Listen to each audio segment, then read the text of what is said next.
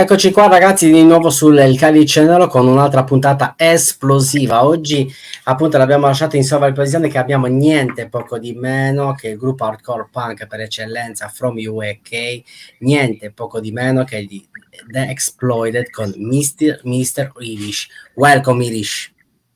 Right. Hi guys, thanks for having me. Ok, a te la prima domanda. I will start by asking you first off, what is your musical background? You joined The Exploited back in 2004, if I'm not mistaken. Yep. But what has been your musical background from the early stages when you started picking up an instrument to the year that you actually joined the band?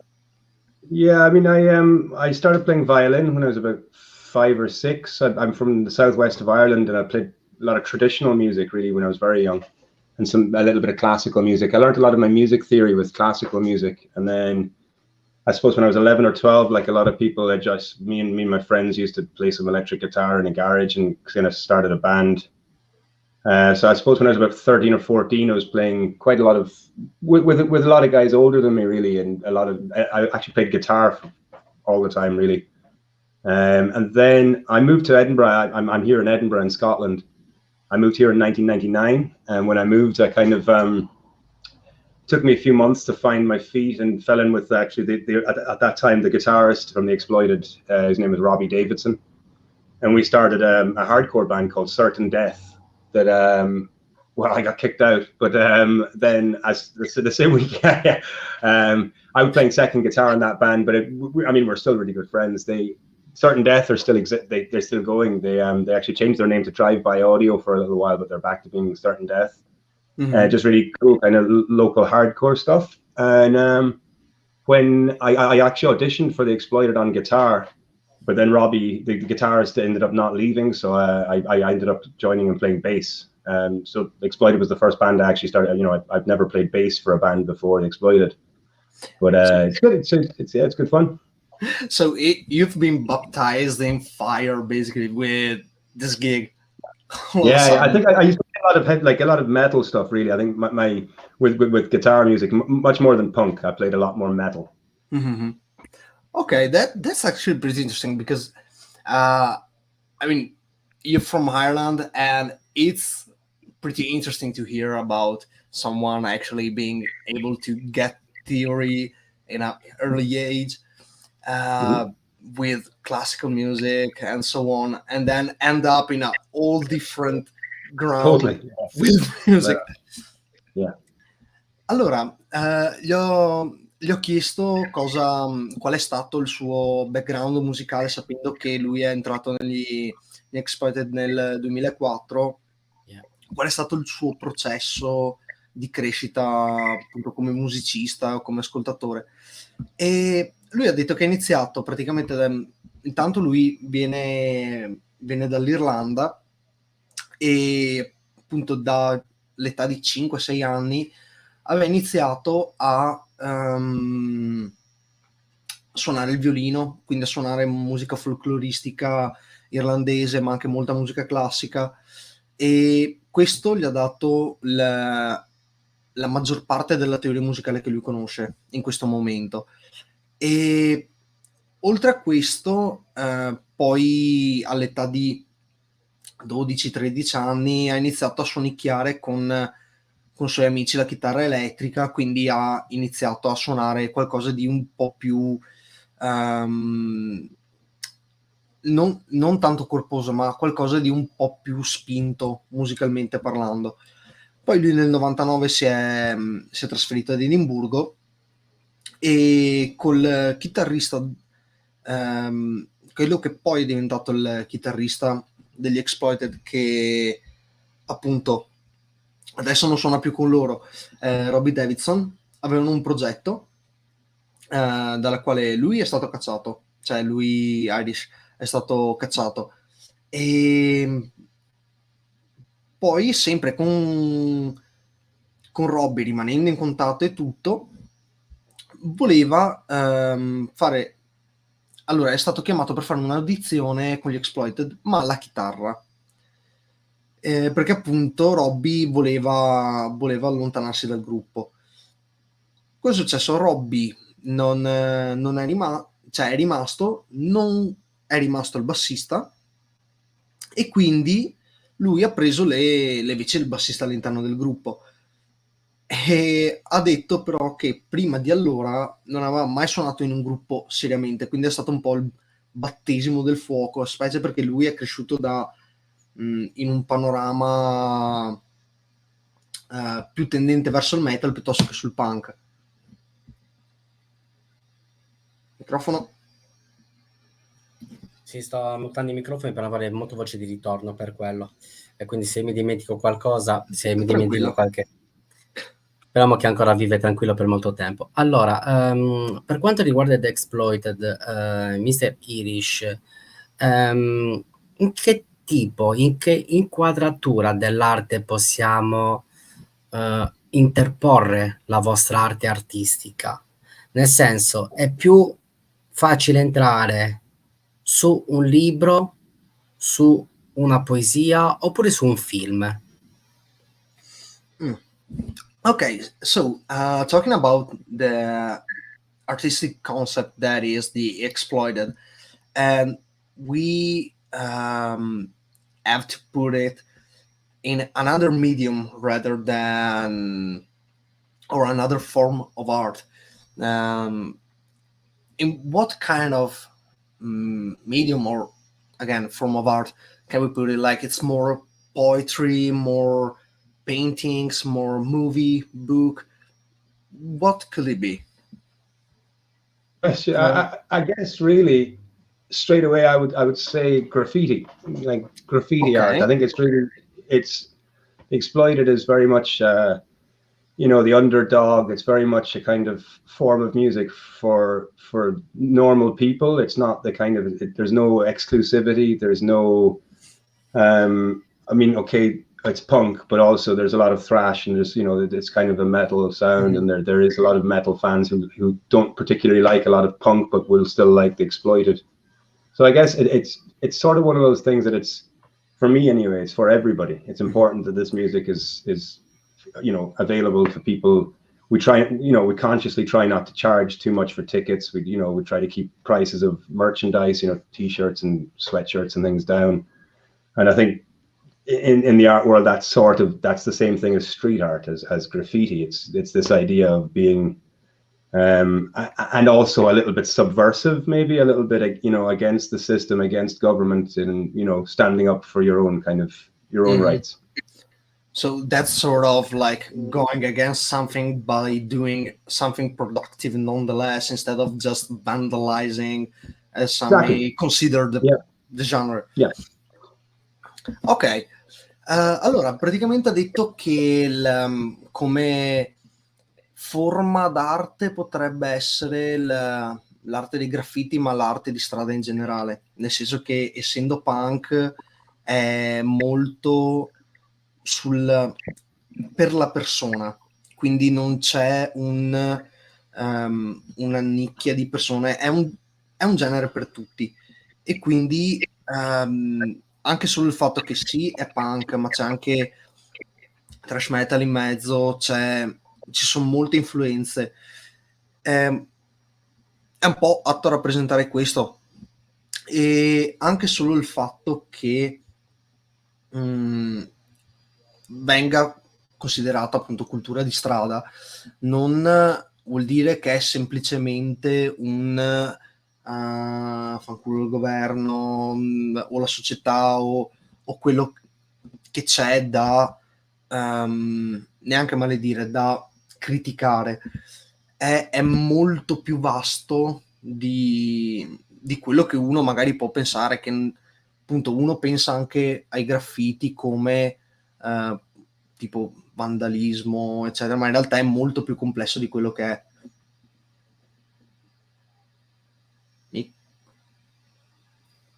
Molto interessante. A te la prossima domanda, Dimer, prego.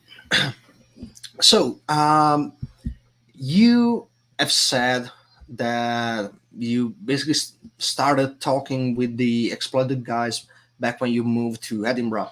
Now I wanted to ask you, from your point of view as a fan, what has been, even though you said that you came from more of a metal kind of culture, has been your opinion on the Exploited themselves prior to actually joining them?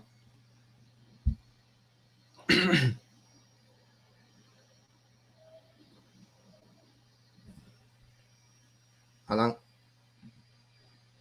There we go. Yeah, Okay, I guess it's okay. I always thought that before I actually really knew Watty, the singer, you know, I'd see him around the city here in Edinburgh, and I always thought he was a pretty crazy guy. You know, he's this reputation for being a pretty fucking, you know, like a crazy guy. You know, he takes a lot of speed. He, you know, was in a lot of fights, and I had this idea, yeah, and then the more I got to know him, more and more about touring, really, I realized that sort of that was when he was younger, you know, and he kind of left that behind him in the 80s and even the 90s.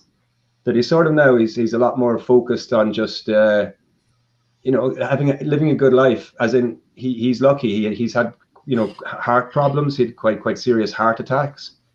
And I think that's given him a different perspective, that nowadays he's just glad to be alive. He just wants to go and have fun. And what the thing that gives him most fun, I think, is playing concerts, you know, singing and shouting.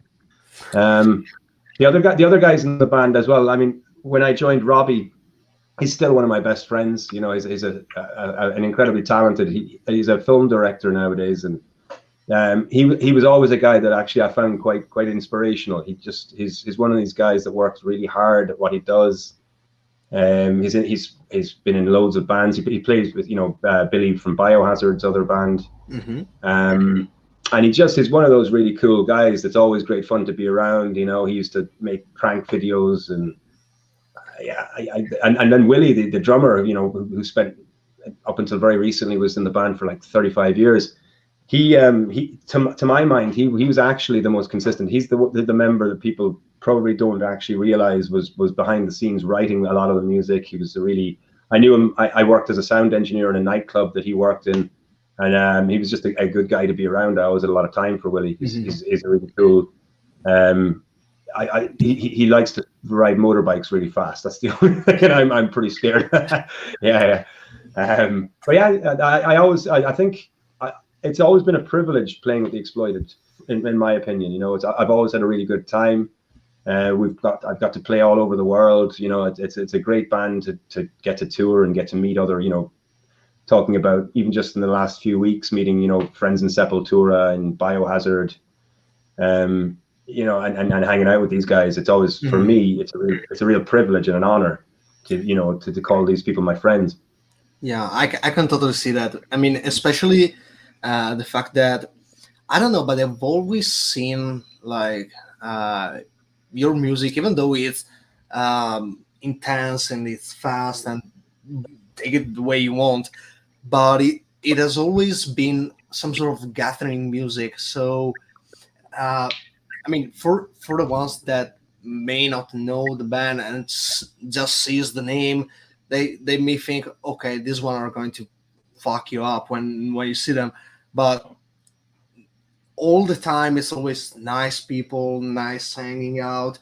And I don't know, from my point of view, from a fan perspective, it's always amazing to have such things going on.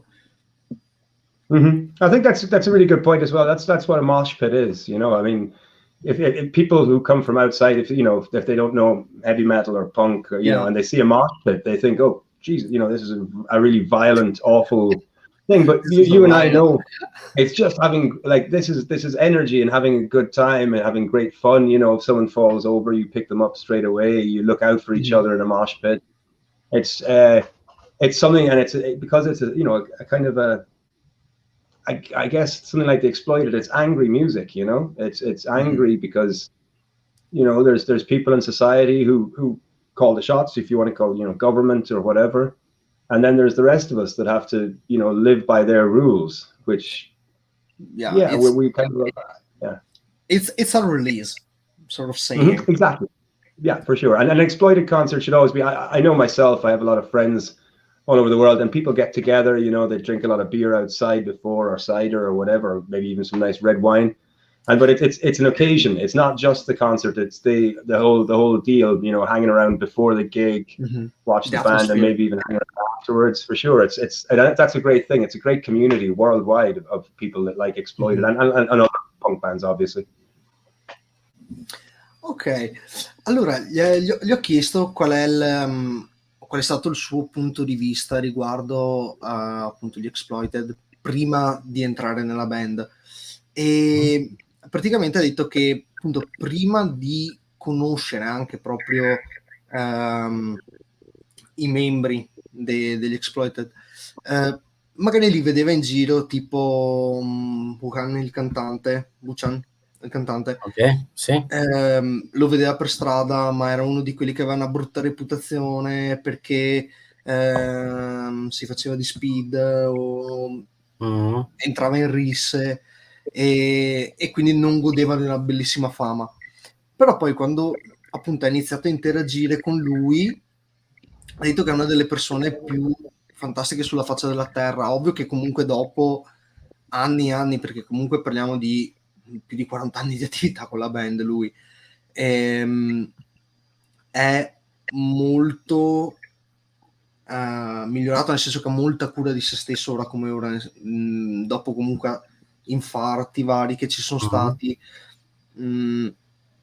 si prende molta cura di sé, nonostante poi comunque sul palco cambi da così a così, quindi non è quello che è sul palco non è toccato da quello che è fuori lui. E la stessa cosa per quanto riguarda appunto la sua conoscenza iniziale, quindi Robby, che è ancora adesso uno tra i suoi migliori amici, che appunto dopo che comunque ha lasciato il gruppo escono ancora assieme, si trovano anche per bere. Ha detto che tra l'altro adesso Robby è un regista, quindi è molto focalizzato anche da quel punto di vista, ma comunque di per sé c'è un ottimo rapporto anche con gli ex membri in generale, quindi non solo tra appunto lui e Robby, ma proprio a 360 gradi. Poi ci va anche di mezzo il fatto che in generale questo è un ambiente che tende ad unire, che è uno stile di musica fatto per unire tutti quanti, come dicevamo anche prima. Quindi di per sé non è solo il fatto che magari uno li ascolti e vede musica aggressiva, musica veloce, che istiga, appunto, ma appunto la musica è una cosa, l'atmosfera che c'è anche ai concerti, trovarsi fuori prima del concerto o dopo per bere tutti quanti assieme, far cacciara, chiamiamola così, non va sempre bene, non crea mai problemi, e appunto è una cosa che magari certe persone non capiscono, nel senso che appunto vedono, come dicevo prima, questa cosa, anche vedere solo un mosh pit, sono là, vedono persone che si vanno addosso, però non capiscono che quello che succede dentro è molto molto meglio rispetto a quello che magari uno può pensare, che ad esempio appunto uno cade per terra, lo tirano su, c'è supporto anche da quel punto di vista là dentro, quindi sì, tutto quanto rende gli Exploited quello che sono. Allora, complimenti zio, come sempre, dottor Adimer, no, zio in privato, dottor Adimer pubblico. Allora, inserisci il punk nella parte più intima, che cos'è? Cioè, nel senso, è solo musica, attitudine, oppure c'è un qualcosa di dentro? Cioè, all'interno delle persone, quando vanno a assistere appunto a una band punk come The Exploited o i Misfit, ok? Che sono i due cardine, ok? Di Scourge, che sono i tre nomi proprio esplosivi, che di Scourge sono venuti anche in Sardegna, siete i tre nomi veramente di punta, siete tre nomi veramente da capolavoro, e non sto scherzando, non so se sei d'accordo Adimer, Sì, come sono stiamo assolutamente parlando, d'accordo. la crema, proprio la crema. Quindi io voglio capire con te, Irish, il punk, ma è solamente una parte musicale oppure c'è qualcosa dentro che arde tuttora? Perché in Inghilterra, se non ricordo male, proprio il punk è andato molto, anche il punk anche in Inghilterra. Ma fuori dall'Inghilterra, come viene percepito questo genere? Perché molte volte il genere viene percepito come gente fuori di testa. È vero, purtroppo viene appunto percepito in questa maniera, in maniera superficiale. Invece c'è un qualcosa, perché parliamoci chiaro, il punk parla anche della società, ok? Delle cose che non vanno bene, quindi della parte politica, di quello che non va bene e quant'altro. Okay, this is some sort of a long question, but I will sum it up for you. So, is asking mainly the first part of the question is what is punk to you? I mean, apart from being a lifestyle or a way of thinking, from your point of view, is it something that's coming from the inside? Like whenever you are playing the music that you're playing with the Exploited, do you think that's really coming from the inside or not? And the second part of the question is more broad. So, how do you feel that's perceived as a music genre outside of the UK? Even though, yeah, we're talking about the Exploited as one of the main bands bringing it up from the UK, but also in the US we have bands such as the Misfits or Discharge. And how do you think that, as I said, that it's perceived outside in general as a music genre? Yeah. I got to tell you, Discharge are from England. They're from Stoke. Okay. Okay, sorry, my bad. They're really good friends. They wouldn't be happy if I. One of their guitarists did live in LA for a long time, but I don't think he's even allowed in the country at the moment. Okay, okay. Yeah, I'll start with the first thing. I think for me, punk. One of the most important things about punk, in my opinion, is it's this sense of community. It's like this, us versus them. This idea that anywhere, in most cities all around the world, you'll see some, people with mohawks and patches on their jackets, and punk rock as a kind of, okay, there's an element of it as a fashion, but actually when you scratch the surface, you find that a lot of these people they're making connections that, in one city they go to see a different city, and they hang out with their friends in that city or even that other country, and if you go to things like Rebellion Festival, this big punk festival in Blackpool, which I work at every year. It's a really fantastic vibe because everyone is having a good time. It's what punk is actually designed for, just people to just have a good time. And again, the moment. Referring back to your question there, I think for me as well, when I'm playing, a really important part of that is to be part of this same community. I know there are certain bands, and I'm a big fan of bands like Tool, let's say, Okay, you go to one of their concerts and they're an incredible experience, but it's not really.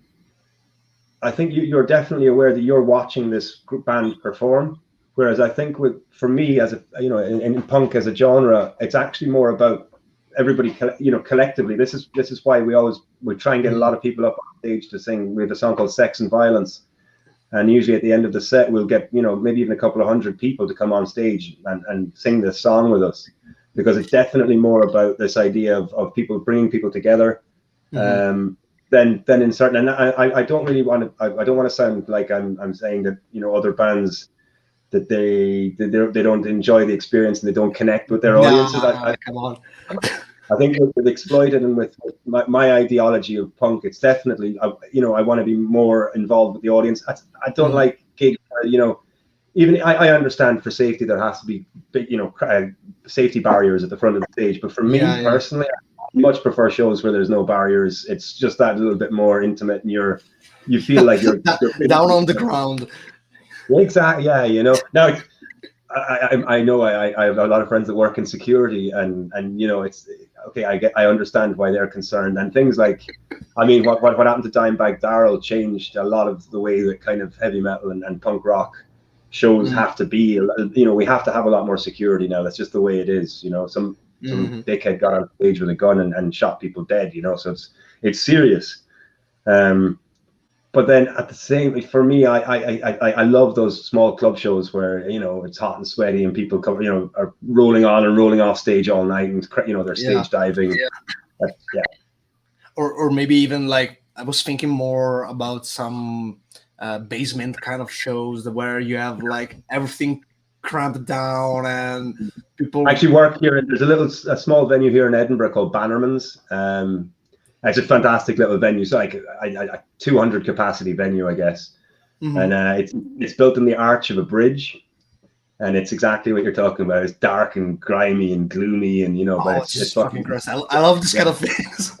Yeah, and really old. I mean, it's like, if you believe in ghosts, a lot of these ghost hunter people come. It's supposed to be really haunted. Now, I've never seen anything, but and it's a fucking awesome little place. You know, it's got its. You know, I've worked there for a long time. I run sound. I'm sound engineer there. But like the people that work there, we're all little cogs in a bigger machine, and we all understand that we're all working for the same thing. We want bands to come to play for, you know, a thankful or appreciative audience, and to have a good time. You know, they can, you know, like basically just provide them with the platform for them to do what they want to do. Yeah. I can see the point, because I mean, bands and venues have to have fun while playing. So I can see also everything that you said. Allora, praticamente ha detto che appunto, come dicevamo anche nella parte della questione di Discharge, che lui ha tenuto a dire che sono inglesi anche loro, nonostante appunto uno dei chitarristi abbia vissuto per parecchi anni a Los Angeles. E oltre a questo ha detto che di per sé il punk è una cosa culturale, nel senso che non c'è un paese dove non trovi gente che sia punk, trovi sempre gente col crestone da qualche parte, per dire col crestone, comunque con mega toppe, borchie. È lì che voleva andare. Esatto, quindi non c'è un limite, puoi trovare la stessa tipologia di persone ovunque tu vada, ed è una cosa bellissima. Appunto, dicevamo prima, la questione che si colleghi tutti quanti assieme è anche questo che per lui rende la musica che suona quello che è. Anche solo il fatto che, ovviamente, per motivi di sicurezza adesso è un po' più difficile farlo, poi magari entro un po' un attimo nel dettaglio, però lui preferisce, piuttosto che suonare concerti dove ci sono barriere su barriere, sicurezza, preferisce i posti quelli piccoli dove sei a contatto con la gente. Ad esempio loro a fine set suonano questa canzone che adesso non mi ricordo il titolo, e che praticamente fa portare sul palco circa 200 persone, anche, ovvio, esagerato, però ti fa capire un attimo che esatto, quella che è l'intensità, quindi è qualcosa di fisico, non è un semplice essere musica per criticare socialmente quello che è, assolutamente. E a proposito, ha parlato del posto dove lui ha lavorato e lavora ancora come tecnico del suono, che è sempre Edimburgo, ma è praticamente sotto un ponte. È costruito sotto l'arcata di un ponte. Si dice che sia un posto stregato, dove ci siano fantasmi, anche se lui non ne ha mai visto uno.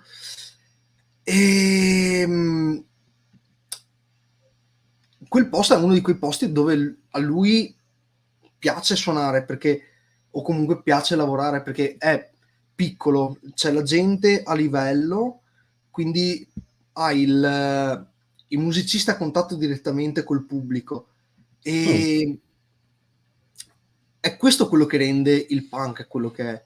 Non è solo critiche, appunto, dicevamo prima. Certo. E un'altra roba importante, ha detto che anche per questo lui vuole lavora là, nel senso che gli porta, cioè lui aiuta le band a portare quello che a loro piace fare, quindi divertirsi e alla gente divertire, appunto. The Live, The Apocalyptic, The Exploited, Misfit e Discage. Cioè, sicuro uno muore, dead, proprio alla morte, proprio finito, perché mica un live allucinante. Puoi leggere questo commento, per favore, Adimer? Giampaolo? Okay. So Giampaolo says, first off, he's wishing you good evening. He says that The Exploited is the perfect band, and the fundamental one to put together punk heads and metal heads with their aggressive sound and their iconic riffings, the covers and the skull with the mohawk. So I have to agree with it.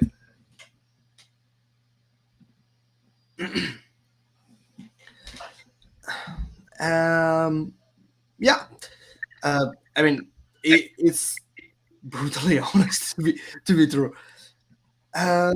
Okay, now we'll go with the next question. So, what are your personal guilty pleasures, musically talking? I know that's something that may be asked quite often, but you were talking about Tool. So I'm pretty curious, because one thinks about Tool doesn't think about The Exploited, like put in the same sentence. So that's why it comes natural. Yeah, I listen to an awful lot of. I mean, I really like the sort of '90s grunge scene. Pearl Jam, Alice in Chains, Stone Temple Pilots, all those bands. I still listen to a lot of that stuff. I know a lot of people will give me shit for this, but like things like Offspring, I really like the album Smash. I think it's a great record. You know, it's and I get that's the start of pop punk, really, right there. I've never been a massive Green Day fan, but like certainly Offspring. I actually quite liked when, you know, Sum 41, those kids, when they came out. I thought that was pretty cool stuff. It was fun, you know. I guess, but I mean, I don't know that I'm very guilty. I listen to quite a lot of electronic music, you know. Okay. Yeah, but then I mean, I see things like bands like The Prodigy, you know, Liam Howlett. I was thinking you were going to say. Yeah, I mean, that's really their ethos. There really is a kind of a punk. Okay, it's dance music, but there's a definite punk element. Even the fact that they have, you know, live guitar and live drums in recent years. Actually, it was a guy called Giz Butt, who plays in a lot of punk bands here in the UK. Called he's in Janus Stark. He was the original guitarist in The Prodigy when they recorded Fat of the Land.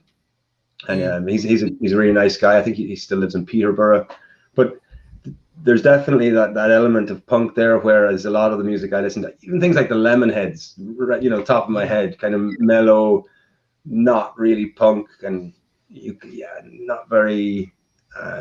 It's pop music, I guess. A lot of it, yeah. Yes and no, because I mean, if you think about The Prodigy, you don't think about like the typical disco kind of electronic music. I mean, you were saying there's a lot of punk in it. I mean, just think about Flint's look. It's definitely punk. Really punk. Yeah, definitely. Yeah, absolutely. Yeah. Actually, and it's an interesting one. I'm not sure if you know the DJ Steve Aoki. Steve Aoki. Yeah, he's American. But that's right. Yeah, he's from California. His father was a famous wrestler, apparently. But like that guy, I'm not a fan of his music. It's not really my kind of thing. But he started off. I mean, he was a hardcore promoter. I believe he was the first person. Okay. He brought like At the Drive-In to the States, and like as in hardcore and metal crossover punk stuff in LA. And that was his origin, and now he plays electronic, electronic dance music. That's already. And but even like I was thinking about Skrillex. Yeah, That he had from first to last in the early days. And I mean, you see people coming from different backgrounds, but still, even though they may end up in the same kind of musical environment, sort of saying, you can still feel something coming from that kind of scene they were coming I agree from. completely. I would go further to say what the worst shit out there is always when people just listen to, like, I mean, I work as a sound engineer. The worst thing you can think of is just getting 4 people who listen to nothing other than Metallica, or the only the only thing they listen to. Like, it's just bullshit. There's nothing to it. It's just copying the same crap as what's come before, and there's nothing new in that. And I think music should be about exploring and making. I don't know how often I've heard bands that just they try to sound like Iron Maiden or whatever, or and for a while there it was Pantera. Every band just wanted to sound like. So even so that the singers would try and speak like Phil Anselmo. They're guys from from Ireland or Scotland or whatever. And they would try and put on this American accent. I just fucking really. No, I can say that, but once someone fakes the accent, you can really tell straight away that it's tried so hard. Really. Yeah, and the thing is, people should be proud of what they are. It's cool to be different. It's cool. Exactly. Not everybody should be from fucking New Orleans or whatever it is. It's get out and speak with your natural voice. That's the way to do it. No, for real. You have a point over there. So. Ok. Praticamente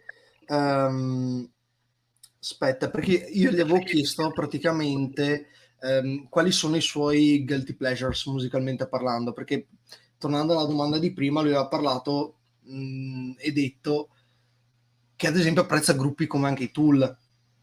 E quindi gli ho chiesto appunto, ok, abbiamo parlato dei Tool che li apprezzi, quali sono? E lui ha parlato di moltissimo grunge, ad esempio, come genere musicale, quindi appunto tutta la roba Jam, Soundgarden, Nirvana. Esatto.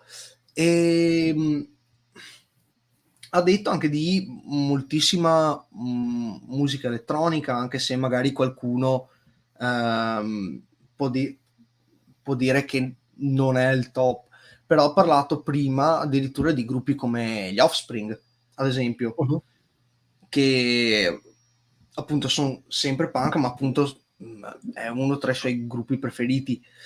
E appunto, parlando di musica elettronica, è venuto fuori appunto la questione quella dei Prodigy, che appunto anche loro hanno un'attitudine molto punk, se uno ci pensa. Basti pensare al fatto che, ad esempio, negli anni più recenti avessero un batterista live, un chitarrista live. Appunto, lui è anche amico del chitarrista che aveva registrato The Fat of the Land. Quindi sì, è molto un giro ampio di, non tanto di attitudini, perché non è di attitudini che si sta parlando, ma di persone che comunque hanno sempre un po' a che fare. Appunto, dicevo anche io il look stesso di Flint, cioè era molto punk per l'epoca. E ha detto, se c'è però una cosa che non apprezzo per quanto riguarda la musica, ha detto non c'è peggior roba che vedere quelli che ascoltano solo unicamente gruppi tipo i Metallica, tipo gli Iron Maiden, che appunto hanno fatto sì i loro anni, ma comunque c'è talmente tanto che viene fuori, certo, che va conosciuto. E sorry. Salute. Anche solo il fatto che all'epoca sono scoppiati gli Iron Maiden, tutti volevano suonare come gli Iron Maiden, sono scoppiati i Pantera e tutti volevano suonare come loro. Ho detto che era impossibile, nel senso che mi capitava magari di gente che cerca di imitare magari l'accento americano senza riuscirci, quindi fallendo miseramente. Però tornando anche all'aspetto della musica elettronica, avevamo citato un paio di artisti che appunto magari chi li conosce un attimo conosce questi background. Per esempio Steve Aoki, il produttore e DJ statunitense, lui prima di fare quello che fa adesso come artista di musica elettronica era un promoter di musica hardcore, quindi è molto parte nella scena anche non volendo, quindi questa cosa si sente anche in quello che produce e simile. E la stessa cosa vale appunto per Skrillex, che appunto quando aveva 16 anni faceva parte di un progetto post-punk chiamato From First to Last. Quindi diciamo che sono realtà molto diverse che però portano a quello che è il mondo di adesso. Vabbè, dell'elettronica ci sono, adesso storcerà nel naso totalmente chi ascolta il canale, tipo Daft Punk oppure The Chemical Brothers, che io veramente apprezzo particolarmente tanto come nomi. Non so te se apprezzi questi due nomi, non lo so.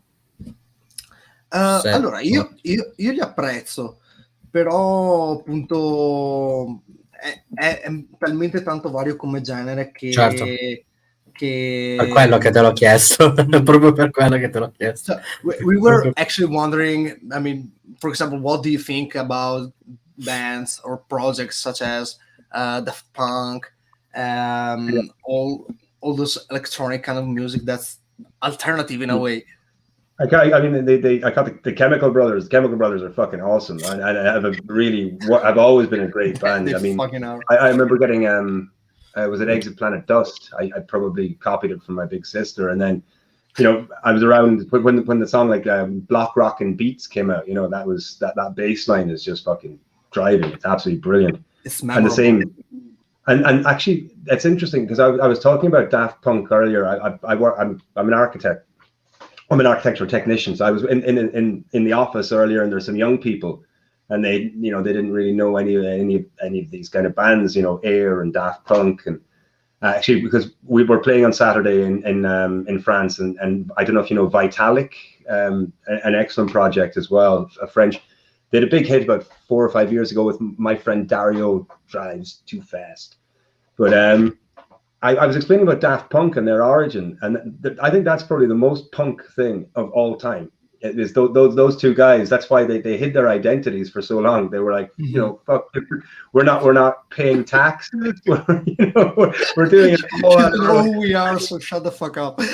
yeah. And it transpired, you know, one of them had worked in the music industry for quite a while, and I just thought it was a great story. And on top of the music, and so, you know, things like Around the World, the choreography on that. It's like that's a one-shot video. It's fucking amazing. You know, it's really brilliant, and it just shows creativity. It doesn't have to be linear. These guys kind of step sideways and they do different things. And the same, you know, bands like Air, you can hear that there's the production. It's so similar that I'm almost sure that there's some of the same people must have worked on, you know, the album Moon Safari. Yeah. And I like there's a lot of good sort of electronic music now that's kind of going back, that they had a lot of elements of live music again for a long time. I know there's bullshit where you get a DJ just turns up with a fucking USB stick and they press play and they pretend they're mixing. Yeah. I mean, I've worked in enough nightclubs to see that. Now, particularly with a lot of the big names, they don't care. They're just there to pick up a lot of money, you know, and they get paid a lot of money. Yeah. Yeah. I mean, But then the creative side of it, and that's why things like, for me, I really enjoyed, Cypress Hill was one of those kind of bands that kind of did a crossover. Black Sunday was an excellent record. okay. And I was lucky enough to see Prophets of Rage. We played a festival with them in Canada. Okay. And personally, I actually preferred it to, I had seen Rage Against the Machine as well. But the fact that Be Real and Chuck D, these amazing, from Public Enemy and Cypress Hill, these guys merged into the Rage Against the Machine thing so well, and they were so like eloquent and angry, and just that, I think that for me, although the album wasn't, it might not have been my favorite Rage Against the Machine record, but like Unfuck the World, what a great idea. And a guitarist like Tom Morello, he doesn't play the guitar the same way as anybody else. He's always sees it trying as to a DJ will see a turntable. Precisely. Yeah. And but those, I mean, I don't know if you realize, but like that first album they released, Rage Against the Machine, that's recorded off the floor. They played that live. There's no overdubs. They just fucking, they were that type. And with people, even if I'm not mistaken, like friends. Yeah. It's crazy. I mean, like, it's just such an amazing record, and it blew up. I mean, they were, for a little while, they were this amazing juggernaut, and I think it kind of went off the rails a little bit. But it's, for me, I mean, Tom Morello is he's a PhD in political history from Harvard or something. He's a fucking really bright, intelligent guy, and I mean, and then there's this element that, like, those guys were all friends. I'm right in thinking, like, okay, Maynard James Keenan, Tom Morello. There was even, a lot of the Bay Area guys from, like, some Metallica, Exodus, Slayer.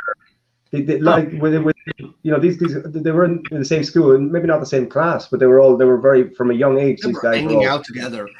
Yeah, and it's just, it kind of shows, I think, as well, as cross-pollination. So it also means, if you, I mean, I know if your buddy is, if your friend's band is fucking awesome and they're really great, and you're in a band, you kind of learn from them. You kind of steal a bit of that, whatever it is they've got, and that's what it is, You grow up together, like, you try to get help and help as well. And people help each other out. I mean, like, that's a great example. Exodus, Gary Holt, who when Jeff Hanneman died, Gary took over playing Slayer.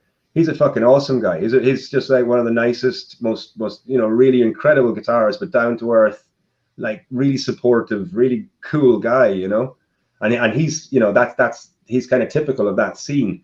A lot of people who don't really spend a lot of time with people in punk or metal or whatever, they see us from the outside and they think that we're probably all kind of like assholes, and that we we're all fucking guy kind of Rose. Yeah, and like, Axl Rose is a one-off. Like, okay, I believe now after AC/DC, his behavior is a lot better. It's not my place, but no, I mean, those kind of people that do that kind of diva bullshit, they don't get to hang out. No one wants to fucking talk to those guys. So we just don't. Yeah. I don't want to name people, but there's one very good example of a bassist that has an axe kind of bass that puts paint on his face and. Okay. Yeah. Okay.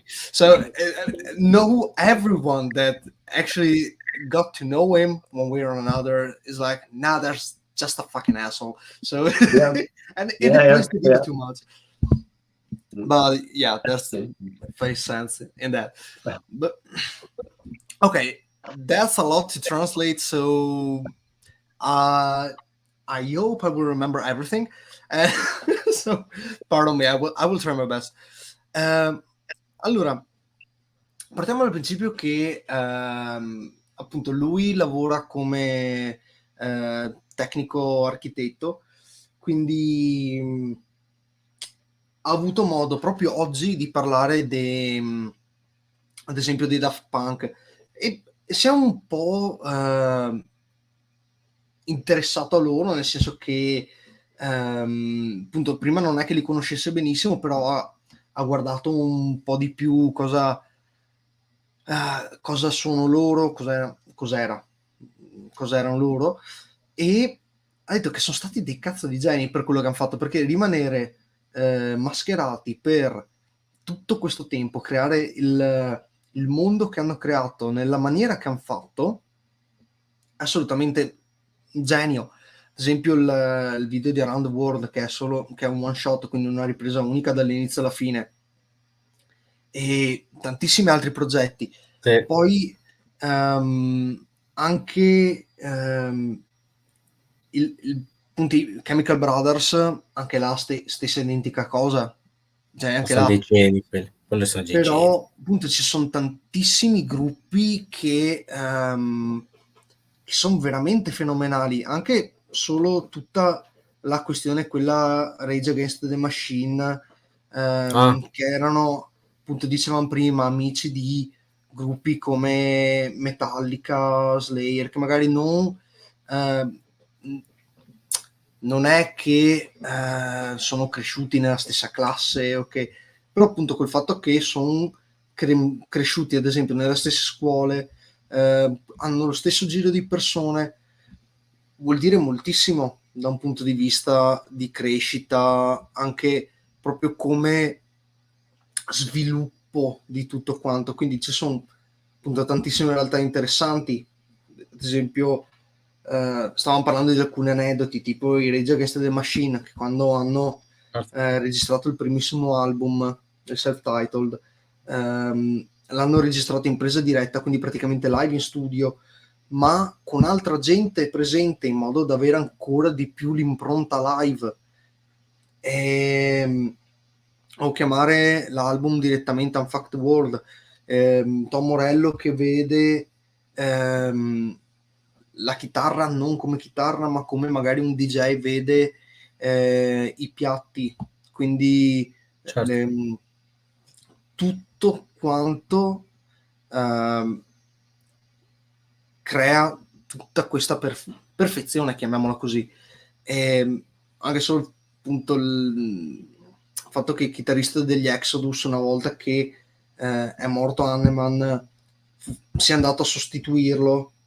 Come si chiama? Gary Holt. Bravo. Per pagare rispetto praticamente a lui e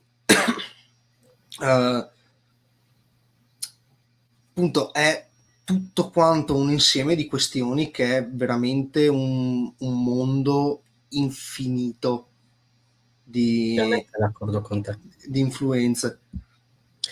Allora, eseguo le ultime due domande di chiusura degli Exploited. Allora, domande corte.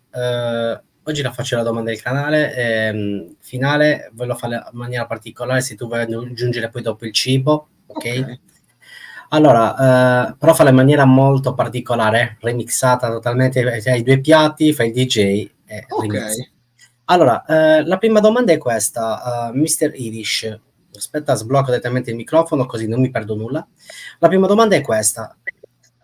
Se portiamo The Exploited all'interno di strutture, vado a nominare una libreria, un anfiteatro oppure una casa sotterranea. Quali di questi tre luoghi riuscirebbero a trovare i riverberi giusti artistici, mentali e non musicali da Exploited?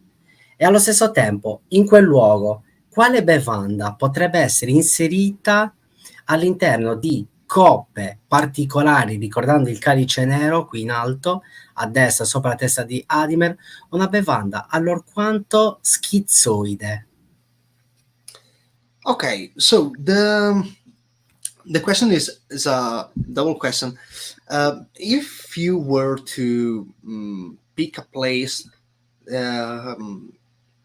which reverb is going to mix the exploited sound even better than what it already is, and let's say between an amphitheater, a library, or even an underground cabin, let's say, what would it be that it can benefit the vibe?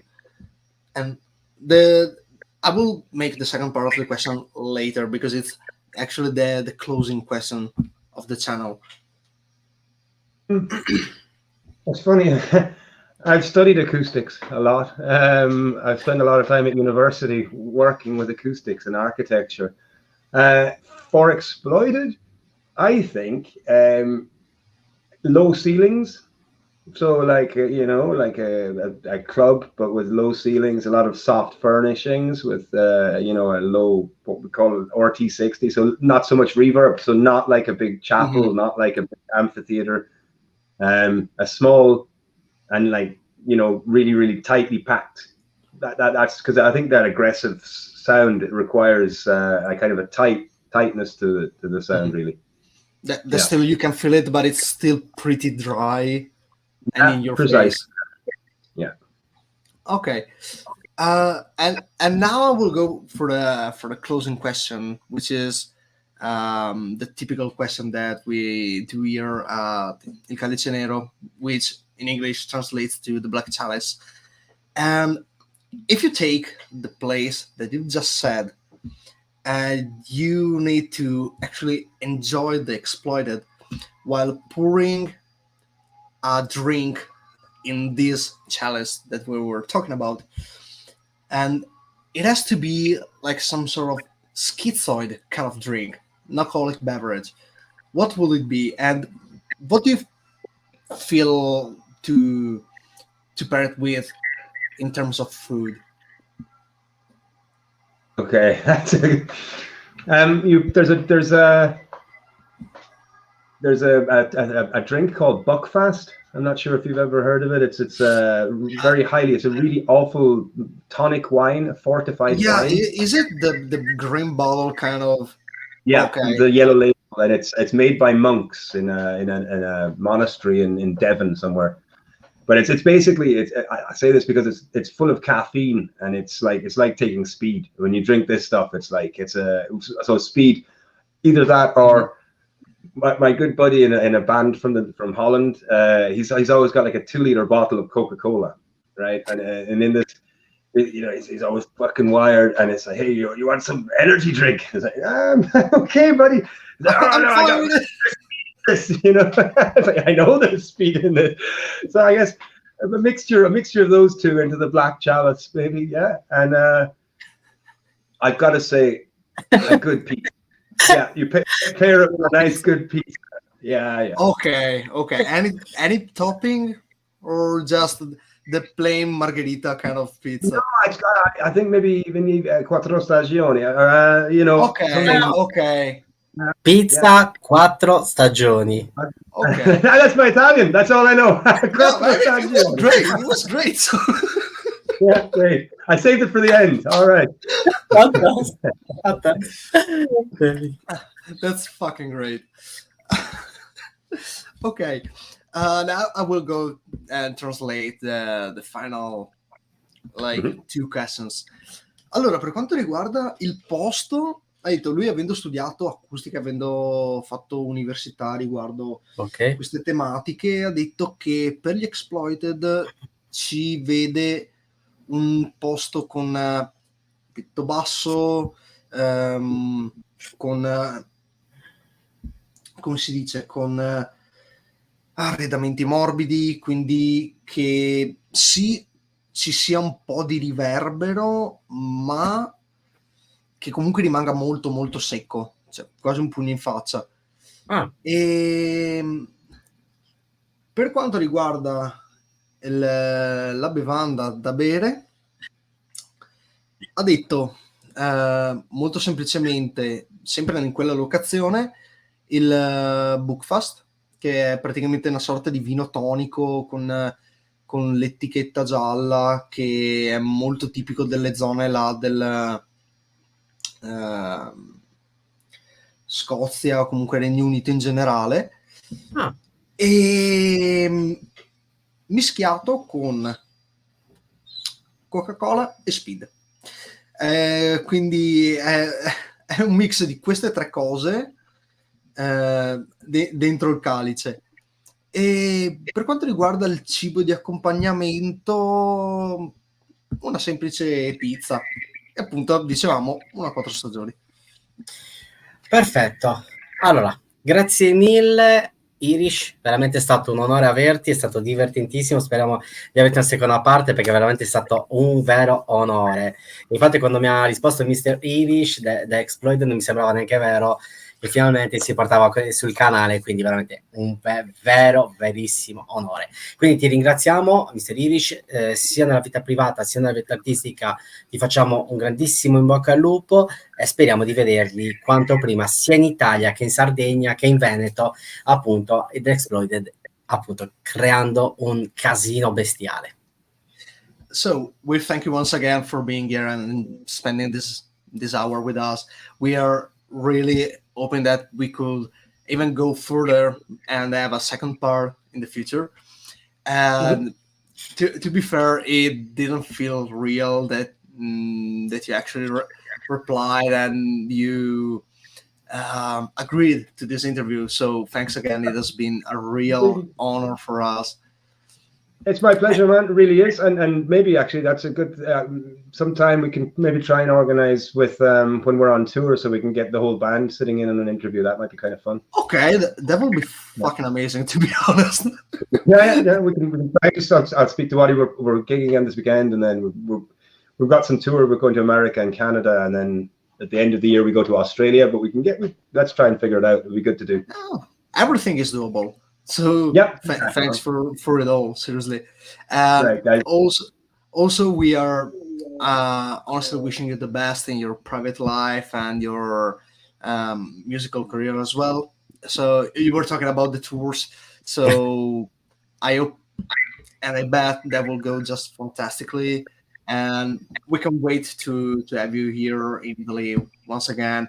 And Giampa L is saying that you're very funny and down to earth. You're a very nice person, and he hopes that you're coming to Sardinia in the future. So, I hope we're going to Sardinia again. Sardinia is amazing. I love Sardinia, really. Yeah. Especially in summer. Like you get a festival, maybe, or even a one-off, and then you stay there for maybe a week or something. Have you heard of the festival Duna Jam? I did not, because I'm from Veneto, actually. So it's a stoner rock thing, but it sounds like a lot. It's like just 2,000 tickets each year. But I used to play with Karma to Burn as well, and I've always wanted to hang out at that festival in Sardinia. Yeah. Okay. So maybe that will be fucking great. Seriously. Okay, guys, I better go. Thank you very much. Good night to you. Hello. Thanks. Bye. Bye. Cheers, guys. Bye, Irish. Ok. Perfetto, prego. Ok, sì, stavo dicendo che appunto a proposito di tornare in Sardegna, che appunto gli è capitato di suonare col suo altro progetto al festival Stoner che c'è là in Sardegna. Qual è l'altro progetto che posso... Scusa se te lo chiedo. Com'è che si chiama? Porca Eva. Vabbè, me lo dici in privato. L'aveva anche detto. Col suo vecchio progetto, scusami, Karma to Burn. Ok, perfetto.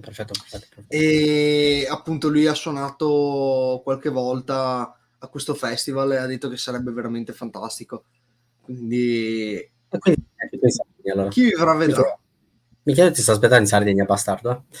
Allora, perché mica gli sto facendo minacce di morte e niente, ancora non ce l'ho fatta, ma già me lo porto in Sardegna. Allora ragazzi, già vieni. Rimani 2 secondi appunto in sede privata, che ti devo dire mezzo secondo una cosa, veloce, poi ti congedo subito. Okay. Allora ragazzi, oggi, ieri è stato il compleanno di Mr. Hunt, ok? Del progetto Friendroom, quindi un progetto black metal e tanti altri progetti, quindi facciamo un minuto di silenzio e lo omaggiamo anche oggi appunto con le foto in anteprima di Mr. Hunt, quindi lasciamo un minuto di silenzio e via discorrendo le foto di Mr. Hunt. Noi ce ne andiamo un attimino.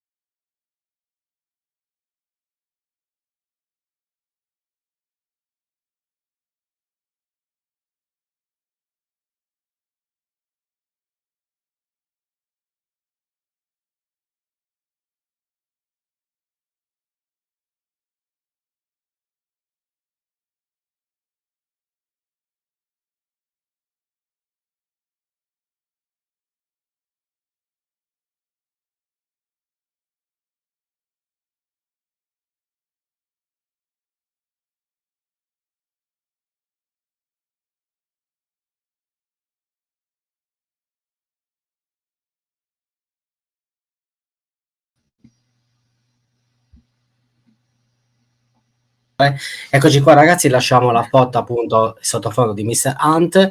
Niente, ringrazio enormemente Adimer che è veramente lavoro allucinante, quindi grazie proprio anche a lui che il canale va avanti. Per me è un onore collaborare con lui, è un grandissimo piacere, spero di portarlo in Sardegna perché voglio assolutamente portarmelo in Sardegna. Ascoltate anche i suoi progetti musicali e artistici perché ne vale la pena, non perché è qua, ma perché ne vale la pena. Quindi è un personaggino che veramente vi sorprenderà. Ragazzi, il grande spettacolo non si fermerà mai, il sacro codice d'onore 000, la morte vi renderà liberi. Au revoir.